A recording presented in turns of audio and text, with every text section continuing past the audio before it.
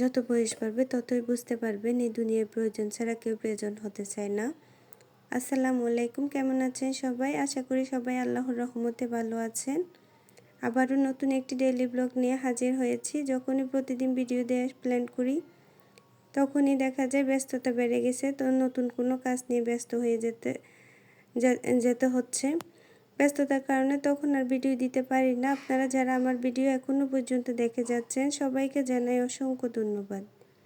2 বাচ্চাকে পড়িয়ে রান্না করতে আসলাম। সময় তখন 8টা বেজে গিয়েছিল। ছেলে মেয়েকে 9:30-এর মধ্যে রাতের খাবার দিয়ে দিব, তাই একটু তাড়াহুড়ো করে নিচ্ছিলাম। রান্নাটা শেষ করে কয়েক পিস চিকেন ম্যারিনেট করে রাখছিলাম যাতে সকালে টিফিনে দিতে পারি। সবসময় বাসায় সব উপকরণ থাকে না, তাই বাসায় যা ছিল তাই দিয়ে ম্যারিনেট করে নিয়েছি।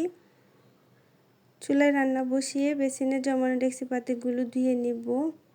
আপুরা, আমার ভিডিও যদি আপনাদের একটু ভালো লেগে থাকে প্লিজ একটা লাইক দিয়ে দিবেন। আপনাদের একটা লাইক আমার পেজটাকে অনেকের কাছে পৌঁছে দিতে সাহায্য করবে। ভিডিওর কোনো অংশ যদি খুব বেশি ভালো লেগে যায় আমার চ্যানেলটি সাবস্ক্রাইব করে দিয়ে আমাকে আপনাদের পাশে থাকার সুযোগ করে দিবেন। এরপর বেসিনের জিনিসপত্রগুলো ধুয়ে নিচ্ছিলাম। ধোয়া হয়ে গেলে বেসিনের এটাও পরিষ্কার করে নিব। রান্নাঘরের কাজ শেষ হয়ে গেলে বিছনা গুছাতে চলে আসলাম।